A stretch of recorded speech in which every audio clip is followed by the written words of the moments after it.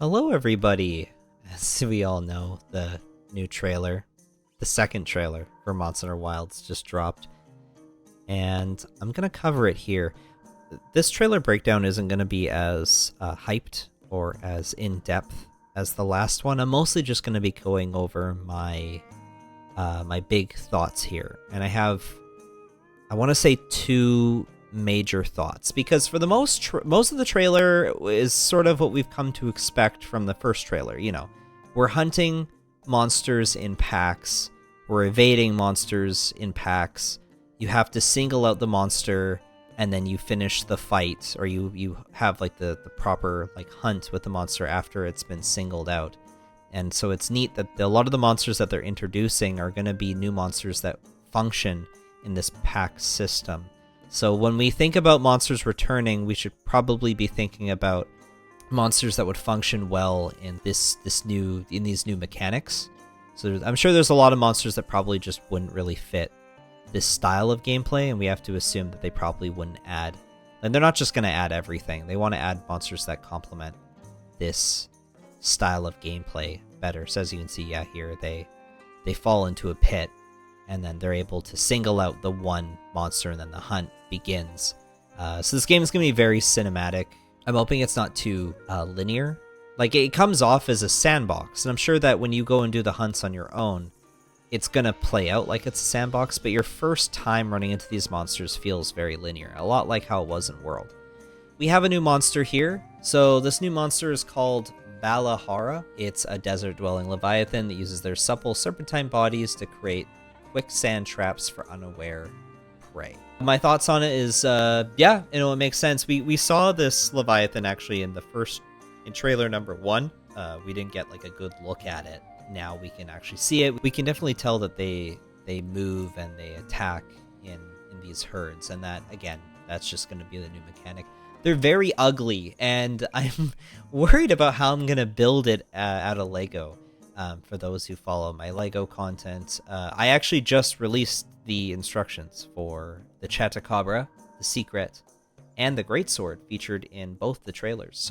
And they're free. You don't have to pay anything on my Patreon for those, so they're completely free. Doshoguma is also coming soon for those interested in that. Anyway, we just see hunting that monster. It's ugly. Its mouth is definitely formed for this desert swimming sort of lifestyle.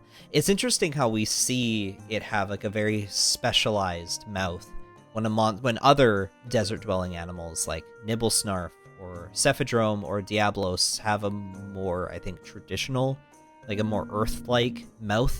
I've come to sort of assume that this forbidden land is almost like the Monster Hunter Australia, like the Australia version of Monster Hunter. So all the animals here are going to be very unique, very different than what we've seen up until now, which is fine. I think that's cool, and it's clear that every animal that they're going to design is going to be highly adapted for this environment, and that's interesting, and that's what I like to see.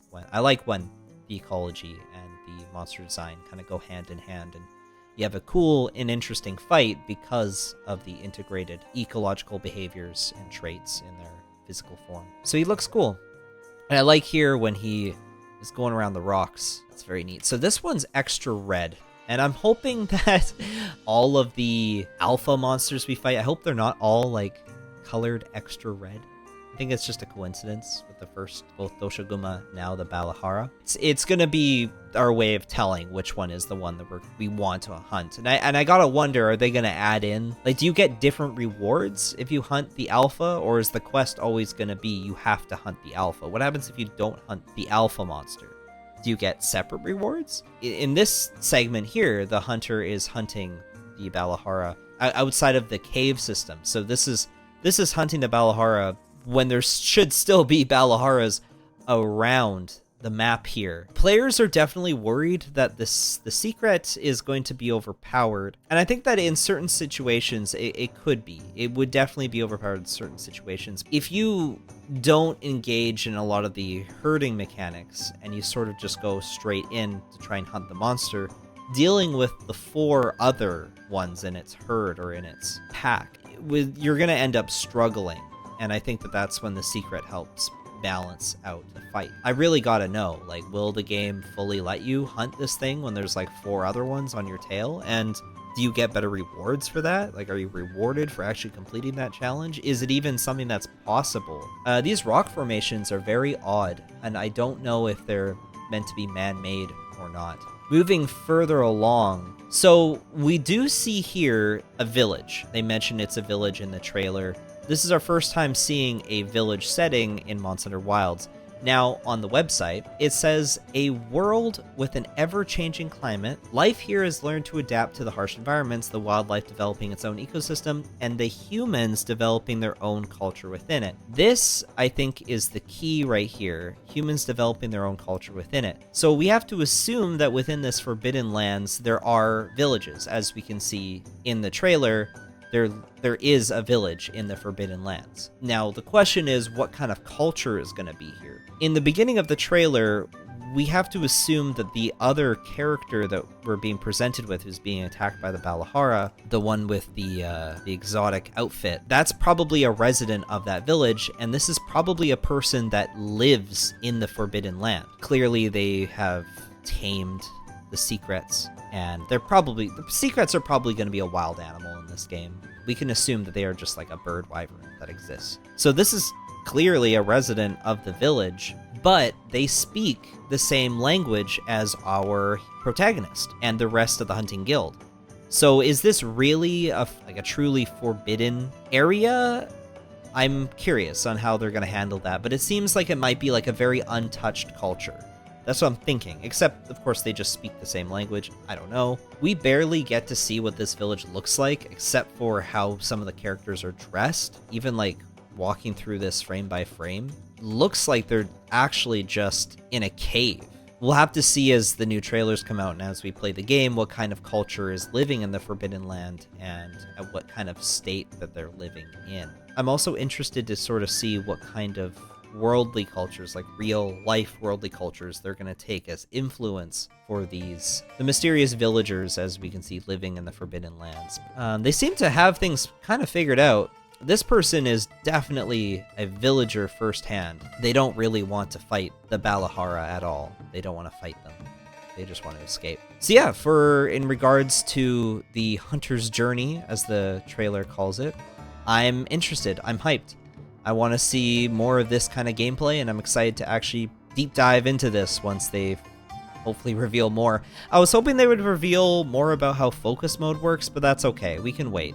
The next announcement's going to be in August. So before I end it here, though, there's a new monster, and I'm going to assume this is the flagship monster unless told otherwise. Obviously, they could still announce a flagship monster here. Really tight. So this is a flying wyvern, and we can tell it's a flying wyvern because we do see back legs back here, which are very clearly, the joints suggest it's a back leg. We know that there's wings. So this is a flying wyvern. It's not an elder dragon, unless, I mean, they could still make it an elder dragon. There's nothing stopping them from doing that. From a physical point of view, they are a flying wyvern. This thing is a flying wyvern. And it uses thunder, which the last time we saw a thunder flying wyvern was Astalos.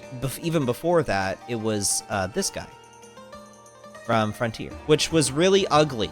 I don't like this monster, like the way that it looks. Also, fighting in Frontier wasn't exactly appealing. And I never expected them to bring this monster in. The point I'm basically making is that there aren't a lot of thunder flying wyverns. There's Astalos, Khezu, the one from Frontier, and I guess Baleful Giganox. So it's interesting to see a new thunder flying wyvern. I'm concerned about the story.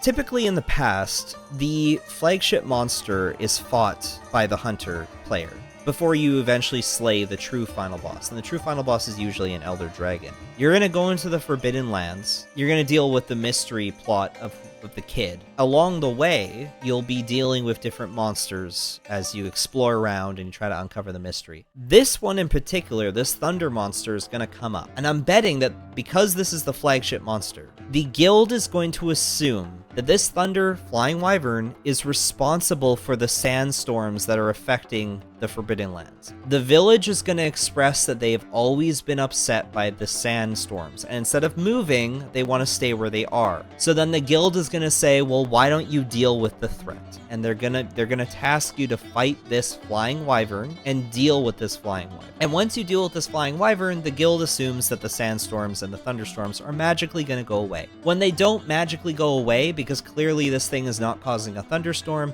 they're going to find out it's actually the work of an Elder Dragon. And then you have to go hunt the Elder Dragon, and then the sandstorms still don't go away because they're a gameplay mechanic. And you're probably going to like repel the dragon or whatever. This is how all the monster games have done their story, and I don't want to say I'm disappointed that the flagship is a Flying Wyvern. We don't even know if this actually is the flagship yet. I'm just making assumptions. But if it is, if it turns out that this is the flagship and it's not going to be the final boss, I will be a little bit disappointed. I personally believe that a Monster Hunter game has a really fitting end when the entire game is built up to fighting and facing one monster that we can definitively say is a cause of issue, that definitively is a problem to human progress, or a problem to the local ecology, but I prefer if it was just human progress. To me, that's a very satisfying conclusion to a Monster Hunter game. Gore Magala into Shagru Magala was perfect, because it is the same monster. In the code, it's not. It's considered a different monster, but when you fight it, it's seamless. It feels like you beat it in its lesser form and it's upgraded into a big... Thematically, it works. Thematically, it's the same monster. So I'm worried that this thing, as cool as it might be, is just going to end up being defeated easily, and then we're going to end up fighting the real final boss. I'd prefer thematically if the final boss was actually the flagship monster, like they were one and the same. Again, we don't know. Maybe this isn't even the flagship monster. Maybe this is just some new Thunder monster. I'm happy that there's a new Thunder monster being added. I like Thunder. I like the Thunder element. I think he looks interesting. I'd like to see more of him so I can build him. Now, there aren't a lot of Thunder monsters, and so every time they add a new Thunder monster, I always get a concern that maybe our favorite Thunder monsters will not get a chance to return. And that is likely going to happen. It's mostly going to be new monsters in this game. I've come to basically accept that, but I would be hopeful maybe a lot of my other favorite Thunder monsters can also join this guy, and that there can be a lot of Thunder monsters in this game for once, because that's something that I don't think is a problem. I think that we could have lots of Thunder monsters, and I'm hopeful that they do add lots of Thunder monsters. But typically in most Monster Hunter games, there aren't a lot of Thunder monsters, and they tend to overshadow one another. Lagiacrus is another extremely fan favorite that everyone wants back, and it's another Thunder monster that I think will be just overshadowed. You know, like Rajang, Zynogur, Astalos, my personal favorites, like Huron. And if there's going to be adding a new Thunder monster, I'm worried about their chances of everyone's favorite Thunder monsters coming back, because they tend to get the shaft. Lagiacrus especially, so we'll see. Maybe we'll be lucky. Maybe a lot of our favorite Thunder monsters will come back. I guess we'll see how it pans out. His face is weird. He also has these like weird goopy... I'll go frame by frame here, but you can see that his skin on his neck is closed. And then it like opens up, and this like gross like organ flops out, and it's like supercharged with the electricity. I don't know how this works. You can also see here that his horns kind of fold up. This might actually be another like bug style dragon. Like it might be like Astalos, where it has bug features. This is neat. It's like a railgun. He's using his face like a railgun. It's a neat animation. It's cool. So we'll wait and see. It does kind of seem like I'm a little bit pessimistic here. I'm not. I'm genuinely excited. I am interested to see better shots of this thing. I am interested to see more of the gameplay. I guess we'll see in August. So we've got 2 more months we gotta wait before we can see a bit more. But so far, once again, I am very hyped. I'm very interested in Monster Hunter Wilds. So thanks for watching. And I'll see you around next time. Bye-bye.